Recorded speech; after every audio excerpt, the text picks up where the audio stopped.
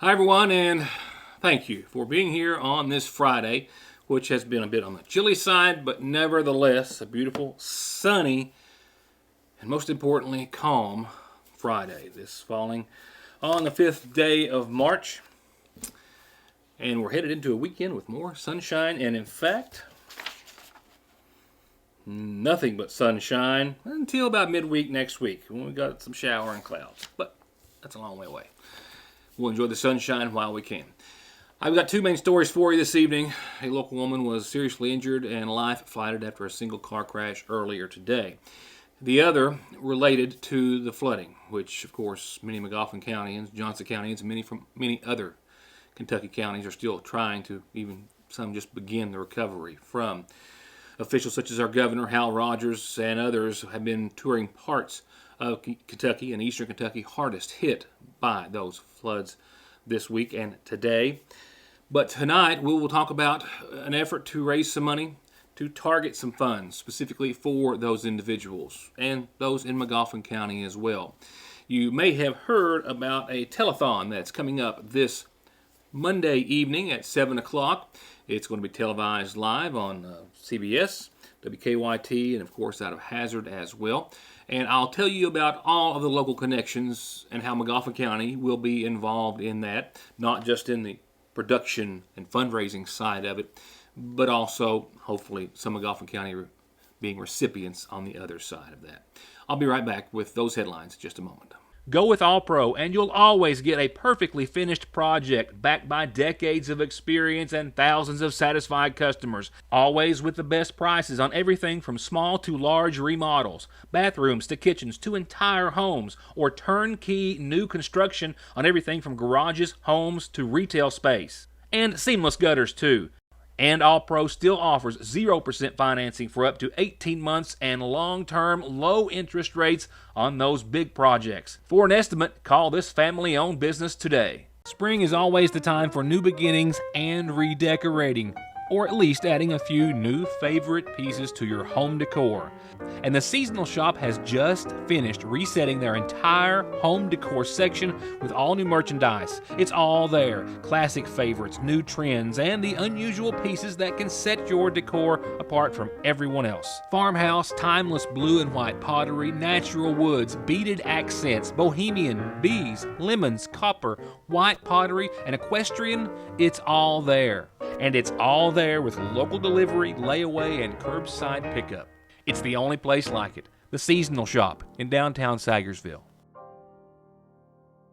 Drive safe and save this winter at Conley Tire in Staffordsville, or just go to conleytire.net to see the latest specials on thousands of all-season snow and off-road tires in stock every day. And you can take 6 months to pay with no interest at Conley Tire, 297-2424.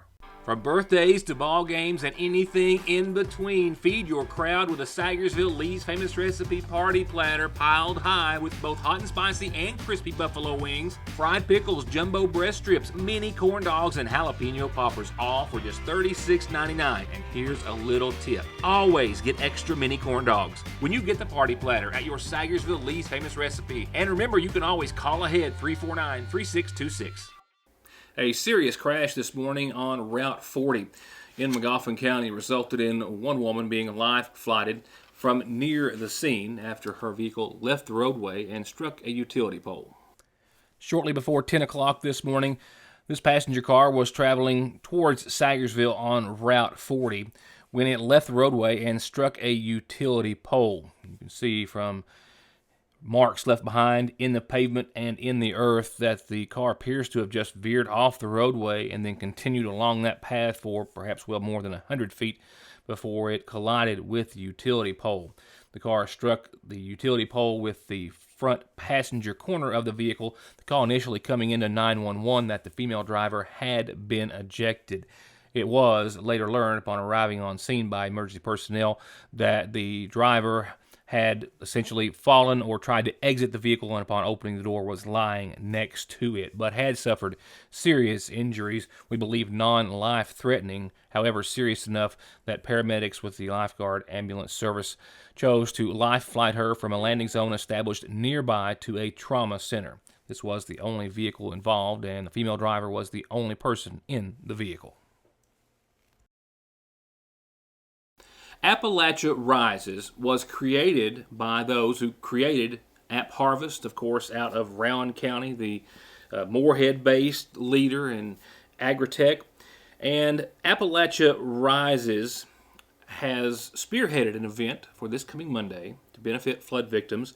Along with that, more than 6 or 8 other major organizations, the Foundation for Appalachian Kentucky, Appalachian Impact Fund, Appalachians for Appalachia, the Bluegrass Community Foundation, remember that one, I'll come back to it, New Frontier Outfitters, and of course the networks of WKYT and WYMT, which is where it's going to be shown. Bluegrass Community Foundation. Let me tell you my connection and McGoffin County's connection with them, how I came to be a friend of Miss Jane Higgins, who is with the Bluegrass Community Foundation. We, of course, have our McGoffin County Community Day, which is put together by the Community Foundation, of course, which was begun by its leader, Scotty B. Patrick. But the Community Foundation runs its happenings, if you will, and donations and fundraising efforts through the Bluegrass Community Foundation. There are a lot of other folks that do as well. Chris Stapleton, for example, has a foundation that helps serve where he came from, and that's, of course, Johnson County and elsewhere. Also, his foundation, a part of this event that's coming up Monday. So as a result, there's going to be a lot happening here in McGoffin County and throughout eastern Kentucky on Monday for a live telethon to raise funds for flood relief. My go-to was Miss Jane Higgins, who is with Bluegrass Community Foundation, who is an integral part of this entire event, as well as many fundraising efforts throughout the Commonwealth. But nevertheless, tonight we're talking about the Monday Telethon and how Bluegrass Community Foundation is going to be involved and how McGoffin County as well fits into that entire equation. Yes, we're very excited because we truly feel like if all people come together, more can be accomplished. So we have a collaborative effort between the Bluegrass Community Foundation, the Foundation for Appalachia Kentucky, App Harvest, Appalachia for Appalachians, and the Impact Fund of Appalachia, all coming together again to help raise money for the counties that have been devastated through the flooding in Appalachia, Kentucky. And the need is obviously understood and obvious. Can you give me a bit about the role that these folks are going to have, and of course we know that we're going to have a local tie to this as well. Can you shed a little light on those two subjects? Yes. The Foundation for Appalachia Kentucky is located in Hazard, so a lot of the counties that affected are in their service area. So that's obviously they serve Appalachia and Eastern Kentucky, so they're involved. Bluegrass Community Foundation serves Central and Appalachia Kentucky. We have community endowed funds in some of the counties who've been affected, mainly McGoffin County. So obviously we are involved, and then App Harvest is a new company in Rowan County that I'm sure you're aware of, who approached us about what our efforts were going to be, and they have really been kind of steer-rodding the telethon and taking control of that. And CBS WKYT and their affiliate in Hazard, YMT, is that correct? Yes.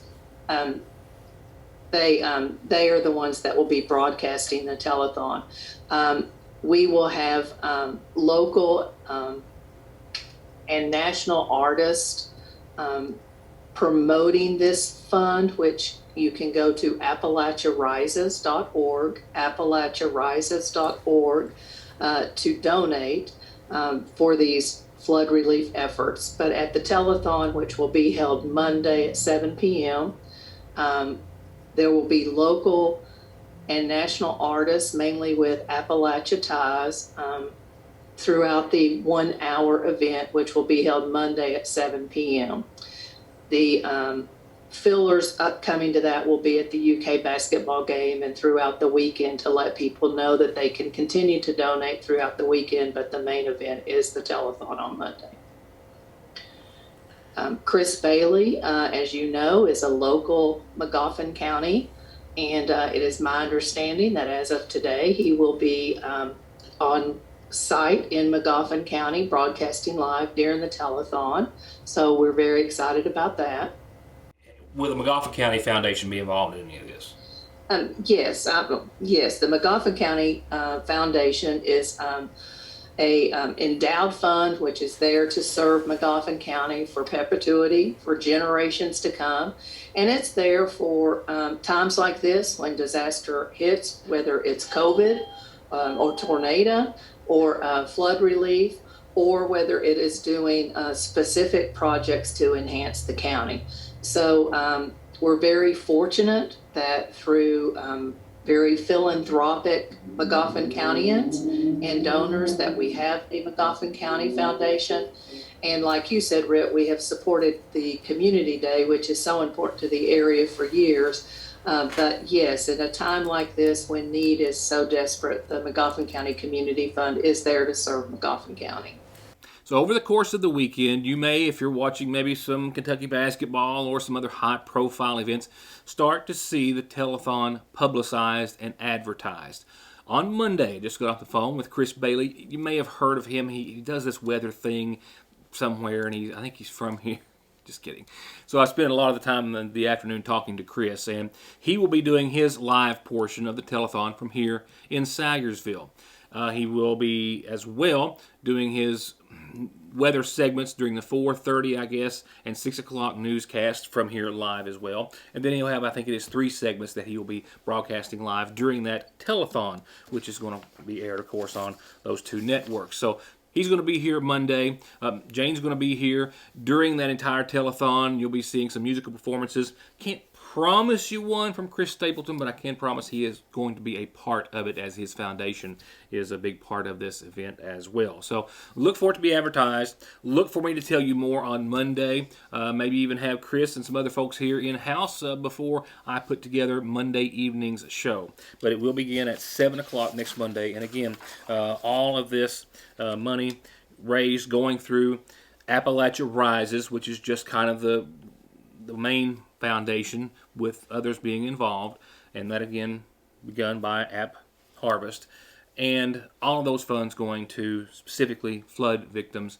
And Magoffin County will include some, of course, as well, but also a lot of other eastern Kentucky counties, Johnson, and of course a lot of others that were harder hit even than we. So that will be Monday, and I hope to tell you much more about it before 7 o'clock, or before I leave you on 6:30 on Monday's program. So with that said, quick break. I'll be right back. Jesse Rudd and his staff at Parkway Pharmacy are proud to announce the newest member of their team, and yours, pharmacist Dustin Jones, who's actually the grandson of Janet and the late Paul Jones of Dixie in Sayersville. And his addition of over 12 years of experience in inpatient and outpatient services gives you unmatched availability and care when it comes to your health and medication. Parkway Pharmacy, where you can always talk to a pharmacist when you need one.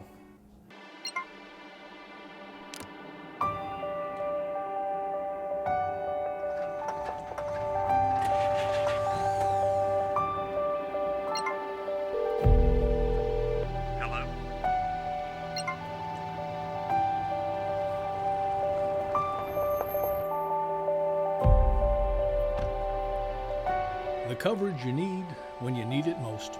We are you. We are Appalachian Wireless.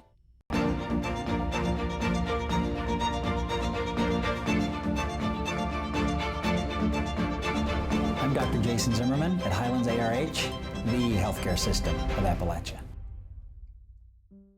Being Sayersville's oldest continuous business is not Fraser's Prater Drugs' most important legacy. It's the care and attention they devote to every single customer. And that, combined with quick and convenient curbside service at the front and rear entrances, makes for getting your medications simply and safely. And calling ahead makes it even faster. Fraser's Prater Drug Store's curbside and in-store service, open Monday through Friday, 9 until 6. There's no missing that this is the new McFarland and Tinker Law Office location on the Mountain Parkway in the former Farm Bureau building in Sayersville, just like there's no denying that their nearly 60 years of legal experience has won their clients millions and millions of dollars in disability, auto accident, and wrongful death cases. It's where your case matters to you and to us. McFarland and Tinker. Also Griffey approved.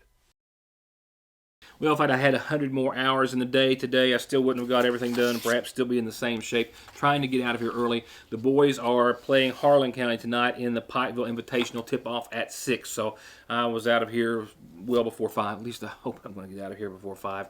With that said, the boys hosted Lawrence County last night. Great highlights to show you.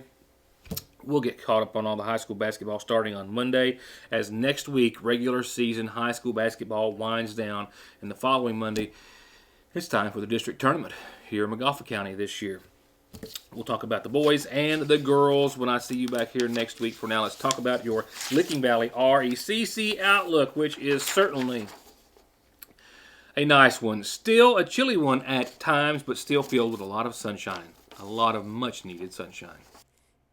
All in all, certainly an improved outlook, forecast, and scenario. I would like to, if I could, like to kind of flip-flop some of the temperatures with some of the conditions.